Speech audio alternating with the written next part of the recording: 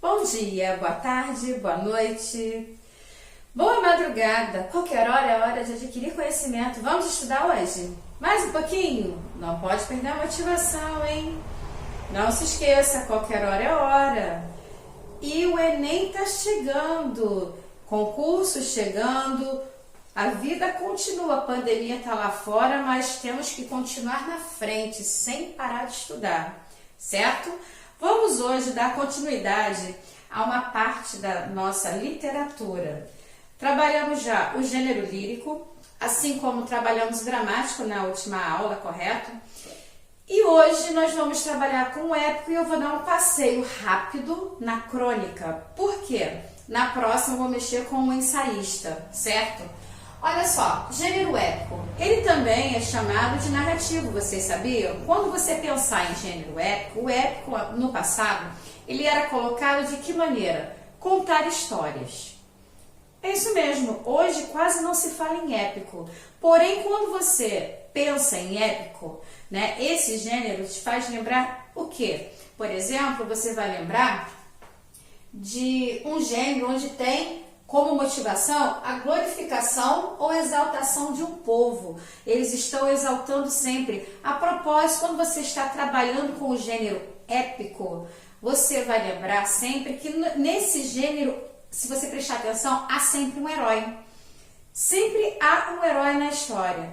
Quando eu coloco falando de herói, eu vou fazer um passeio rápido. Na Ilíada, eu tenho a Guerra de Troia. Vocês lembram dessa história? Né? Que eles ficaram dentro, construíram um cavalo de pau grandioso e lá dentro esconderam vários para poder ingressar através do grande paredão, da grande muralha. Foi uma surpresa e lá conseguiram a vitória. Então você vai lembrar de Troia, certo? E tem filme, cara, Troia numa linguagem mais simples, né? Tanto, tem aquela roupagem antiga. No entanto, é uma linguagem mais fácil, menos erudita, simplíssima até. Assim como nós também podemos fazer um passeio rápido por Odisseia, quando você tem a volta de Ulisses para Ítala. Então veja só, quando você pensa em Troia, você pensa nas guerras, certo? Guerra com espada, guerra com eles usando as armaduras, né? E a glorificação daquele povo que ali venceu. Certo? Aí você chega mais próximo, vou colocar aqui, quando eu penso em Troia, eu tenho a guerra do homem a homem, vamos dizer assim, tá? No entanto, quando eu penso na Odisseia, quando eu penso na volta de Ulisses, você vai lembrar que quando se pensa em Odisseia, você já está pensando no mundo mítico, mitologia está aqui presente. Você vai lembrar que tem sempre deuses, semideuses, tem lutas também. No entanto, nós temos a presença dos deuses, né? Tem Afrodite presente. Nossa, você vai imaginar o que você tiver de conhecimento com relação à mitologia grega, que para quem me conhece aqui, adoro mitologia grega, Zeus, Poseidon, as brigas que existiam entre eles no próprio Olimpo. Gente, é assim, é algo que eu mergulho, fico e gosto muito de ir por lá passear quando estou mexendo, estudando, lendo mitologia grega. Então, olha, em Troia eu tenho as guerras com a espada, né? Armaduras. Aqui eu já tenho os deuses e semideuses. Olha só, já fiz um passeio. No entanto, quando estou mexendo com livro literário, algo mais próximo, agora eu estou chegando, estou fazendo um passeio bem mais próximo, eu penso em Lusíadas de Camões. O que ele faz? Ele tem a característica o quê? A bravura do povo português, porque eles estavam desbravando todos os mares, conhecendo diversos lugares, né? Vasco da Gama estava conhecendo muito, estava desbravando e conquistando terras também, certo? Então veja, olha que passeio eu fiz. Eu passei por Troia, eu passei pelos deuses, né, com Odisseia e cheguei em Lusíadas. E se você parar para analisar também, eu coloquei aqui em cima, que também falei que ele também é chamado narrativo, no entanto, aqui ao lado eu coloquei em versos. Por quê? Quando você pensa no gênero épico, lá no passado, a sua maioria estava em que estava escrito em versos, estrofes e versos. Não se esqueça que nós acabamos de sair do gênero dramático, assim como também já passamos pelo lírico. Estamos, na verdade, trabalhando gêneros textuais. E eu ainda venho adiantando que coloquei aqui à frente que existe o híbrido, texto híbrido. E é um dos mais colocados nas provas dos vestibulares, Enem, concurso, quando bate com literatura, ou um pouquinho de português a mais. Eu chego até a dizer assim que é a hora da repescagem, porque o aluno que vai fazer essa prova, ele tem que reconhecer em um texto as características que o tornam híbrido. Ou seja, as marcas que permitem sua vinculação a mais de um gênero. Aí aqui embaixo eu já coloco chamando atenção o hibridismo, chamando atenção ao hibridismo. Porque apenas, preste atenção, apenas, o hibridismo, apenas os gêneros aristotélicos. Aristóteles é isso mesmo, oriundo de Aristóteles, ou derivado de Aristóteles, porque está se referindo literalmente a Aristóteles, estou chamando atenção. Hibridismo se volta ao aristotélico, que são os textos narrativos, porque hoje a maioria é chamado de narrativo. Ah, mas Valéria, eu estudei épico, eu estudei epopeia. Ok, tá certo? No entanto, estes textos, como tem o narrativo, nada mais é do que contar uma história. Se você pegar Lusíadas, ele tem muitos versos, muitas estrofes. Eu tenho o livro de Lusíadas. Então, veja só, eu tive que ler Lusíadas na faculdade. E eu já conversei com vocês sobre isso em sala de aula. Então, o que acontece? É toda ali uma narrativa em versos, em estrofes, falando das conquistas, contando das festas, quando Baco estava presente. Então, veja só, que é o deus das festas também, né? Então, se você parar para analisar, ali eu tenho uma narrativa, só que ela não está em prosa, porém está em verso. Então, tem-se que saber identificar também um texto narrado em estrofes e versos. Entendido? Preste atenção. E no aristotélico, ele é dividido em narrativo ou épico, lírico, que nós já vimos, e o dramático, que é aquele que é voltado para a encenação. E se você parar para analisar, tanto Ilíada quanto Odisseia dá para fazer e tem peças teatrais, encenação. Isso tudo vem de quem? De Aristóteles, certo? Da época de Aristóteles, os textos aristotélicos. Chamei a atenção à motivação, a glorificação, a exaltação, aqui logo coloquei, exemplifiquei com a bravura do povo português. A presença do sobrenatural eu estou apresentando aqui direto em Odisseia, quando estou falando dos deuses da mitologia grega, quando me refiro aos semideuses também, certo? Colocou também protagonista, antagonista, observador, são os tipos, né? Eu posso colocar aqui para vocês que todo texto eu tenho um protagonista, eu tenho o antagonista. Ah, mas Valéria, isso é um texto narrativo comum. Olha, se você parar para analisar os textos épicos, em sua maioria, ou ele está em primeira pessoa, ou ele está na terceira pessoa. E a terceira pessoa é aquela que está contando a história. E que algumas vezes ela também participa, tornando-se narrador-personagem. Se você também parar para analisar o texto épico, você tem que trabalhar e tem que buscar quem é o protagonista daquela história. Tem antagonista e os personagens secundários existem? Claro que existem. E eles são citados e em filmes eles aparecem. Assim, veja, no filme de Troia você tem sim a presença de diversos soldados. E soldados esses que você não sabe nome, nem tampouco vai aparecer mais à frente, no meio ou no início do filme. Simplesmente você verá um momento em que ele solicita que todo mundo vá avante e que todo mundo vá guerrear junto com ele, certo? Mas você não conhece, na verdade, eles são os personagens que são conhecidos como coadjuvante ou secundários. Coloquei aqui narradores, você tem que ter o conhecimento. Como coloquei, existem 3, né? Todo mundo já sabe, tenho certeza, mas vale lembrar. Narrador personagem é aquele que aparece na primeira pessoa, que participa, conta e participa da história. Narrador observador também aparece no texto épico. Por quê? Porque ele é o narrador que ele está observando todos os fatos, tudo acontecendo e conta. O onisciente, ele não aparece tanto nessa história. O que mais aparece é o narrador personagem e o narrador observador. Você tem que lembrar do foco narrativo. A propósito, quando você tem o texto épico, você tem a introdução, que é a apresentação, você tem o desenvolvimento com todo o enredo ali a ser apresentado, você tem a estrutura comum que todos os textos narrativos possuem, certo, gente? Então, coloquei aqui também a base histórica.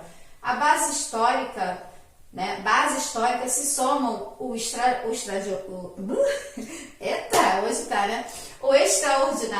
o fantástico e o mítico. O que é o extraordinário? É aquilo que você imagina que as leis do mundo não podem acontecer, né? Fantástico e o mítico está voltado a quê? Está voltado à mitologia, certo?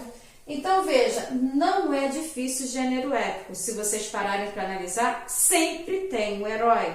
Sempre glorifica-se alguém daquele povo. Existe a glorificação de um povo, exaltação de um povo sempre.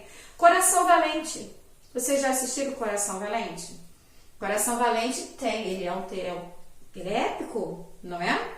Se você parar para analisar, Lusíadas, não sei, a galera não assistiu filme ainda de Lusíadas, pelo menos eu não me recordo, mas eu tenho muito a leitura comigo e a imaginação é imensa. Mas veja, Troia, quem não viu Troia? Quem nunca assistiu um filme que fale de deuses, né? E semideuses, que você tem Poseidon, que você tem o semideus Perseu, por exemplo.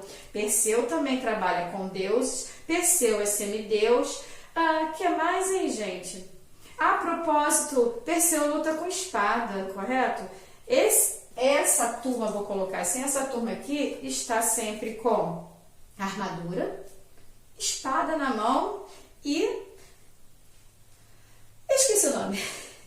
E lá na frente, aquele círculo, acho que esqueci o nome lá, para você poder se defender, certo? Então veja, gente, esqueci o nome. Até o Capitão América, que não tem nada a ver com isso, ele usa. Esqueci, deu branco aqui. Então, veja só. Aqui você encontra sempre espadas, armaduras, né? Aqui, espada. Você vê que aqui também tem. Agora, se você pegar para analisar, tem um texto que não é épico, mas ele fica perto do fantástico. Por quê? Porque ele trabalha com semideuses e deuses, né? Que é aquele Percy Jackson. Né? No Percy Jackson você tem também a presença de deuses e semideuses. Zeus está lá no Olimpo e fica irritado porque roubaram o raio. Então Percy Jackson tem que ir lá buscar. E Percy Jackson ele é filho dele, de Zeus, com uma mortal. Então veja só, semideus, filho de Zeus não, desculpa, de Poseidon. Então veja só, estou falando de nomes de deuses da mitologia grega, tá vendo? Então você tem que analisar, certo? Também há quem fale do Senhor dos Anéis, porque é sempre o herói existe, né? Tem o Senhor dos Anéis que pode ser exemplo também do gênero épico. Você pode pegar outros filmes e buscar sempre as figuras dos heróis, porque os heróis geralmente eles sempre cuidam, eles olham sempre do gênero épico, eles sempre costumam olhar para gênero épico voltado para o aristotélico, eles sempre costumam cuidar mais dos outros do que de si mesmo. Vocês podem prestar atenção, ou se não prestaram, passem a observar mais isso. Os heróis, eles não são perfeitos, eles têm sempre algo nele diferente que ele ajuda a todos e esquece de si mesmo. Mas, assim, eles são virtuosos, vamos dizer assim. Eles têm as suas virtudes, mas também têm os seus defeitos por deixar até mesmo, olha o até, né? Até mesmo de pensar mais em si e pensar no outro. Certo? Galera, eu espero que tenha passado... Passado nada. A crônica. Já ia terminar a aula, olha só a crônica. Manifestações não ficcionais. Vamos lá, esse tipo de manifestação está ligado ao cotidiano. Vamos lá, eu tenho a crônica, existe assim, a crônica que você conta literalmente o seu dia, tá? Não é um diário, mas você vai dizer sobre si, vai falar sobre si ou sobre algo que está acontecendo em determinado local. Mas as crônicas também, elas são muito trabalhadas, muito utilizadas em revistas e jornais. Vocês podem analisar, eles são mais para lá e voltados, atualmente, muito voltados para que área? Para a área social. A crônica, por ela trabalhar com o cotidiano, ela irá contar sobre o cotidiano da sociedade, de determinados comportamentos. Essa também é uma crônica. Por que estou chamando a atenção? Porque as pessoas pensam que crônica é só aquilo de falar do cotidiano de cada um. Não, existe a crônica social, que é aquela que é utilizada, escrita em mídia, jornais, revistas e até mesmo agora, vamos colocar assim, nas mídias através da internet. Porque no início somente falávamos em papel, né? Jornal, papel, revista, papel. Hoje, se parar para analisar, eu sou uma. Pouco leio jornal papel. Costumo muito mais abusar ao extremo da minha biblioteca, que assim falo para vocês, que é a internet. No passado, eu precisava ir a bibliotecas para buscar determinados trabalhos para a execução final. No entanto, hoje eu tenho a facilidade de poder encontrar muito disto direto na internet. A internet, ela tem todas as informações. Cabe a cada um saber e buscar os melhores caminhos e as melhores fontes para a execução de um excelente trabalho e ter uma excelente nota no término dele. É claro que existem materiais que nós conseguimos mesmo nas bibliotecas, nas grandes bibliotecas. Mas para vocês que fazem materiais ainda assim, materiais escolares, a internet ela é vasta. Cabe a você buscar algo que lhe dê a segurança de que você tenha um retorno verdadeiro. Por que falo isso? Porque atualmente, infelizmente, existe muita fake news, certo? Então, você pode buscar e chegar e contestar, não, mas olha só, eu vi isto, só que isto é fake, você não buscou mais, você não sabe, porque você achou aquele de imediato e aquele você quis utilizar, você não pesquisou mais de uma forma profunda, certo? Então, tome sempre cuidado nas suas pesquisas. A linguagem, veja, se eu estou falando de uma linguagem que estará voltada ao cotidiano, ao meu dia a dia, seja ele pessoal, social, qualquer que seja que vá para a mídia, ela obrigatoriamente tem que ser uma linguagem simples. Linguagem simples não é sinônimo de gíria, não é sinônimo de palavras muito simplórias, aquelas oralizadas, faladas em grupos no nosso dia a dia, mas uma escrita mais simples, para que qualquer pessoa que faça a sua leitura tenha o seu entendimento fácil e rápido. Certo, gente? Então, olha, a próxima aula eu vou falar sobre ensaísta, tá? A aula de hoje foi essa, gênero épico. Passei por crônica e espero que tenham gostado. Teçam comentários, eu espero, tá? Usem e abusem dessa aula. Dúvidas, mandem perguntas para o grupo de WhatsApp. Não esqueçam de mandar os trabalhos para o meu e-mail. Galera que estiver devendo trabalhos, tem data, prazo, me chama no WhatsApp que nós veremos lá a data para entrega. Não se esqueçam que teremos que entregar material do primeiro e segundo bimestre, se não me engano, até o dia 30/6, não é isso? Fiquem atentos à data. Posterior a essa, o prazo termina. Primeiro e segundo bimestre, eu quero que coloquem dentro da apostila, se puderem, coloquem grampeados, os simulados, os PHs, as redações que passei dentro das suas apostilas. Não se esqueçam de me enviar também por e-mail. O e-mail está na plataforma, o e-mail está no grupo. Por quê? Caso perdi no caminho caiu da apostila. Veja bem, uma vez que você me encaminhou sua redação por e-mail, no e-mail não se perde. Você só perde o físico, mas aquilo que você encaminha para o meu e-mail não está perdido, certo? Então, antes de entregarem suas tarefas, simulados, PHs e redações solicitadas, favor encaminhar para o e-mail. Não se esqueçam, o prazo está acabando. Organizem-se, gente. Essa foi a aula de hoje, espero que tenham gostado. Saudades de vocês, se cuidem, continuemos na frente, porque a prova vai chegar e vocês serão os melhores. Eu acredito em vocês. Até a próxima!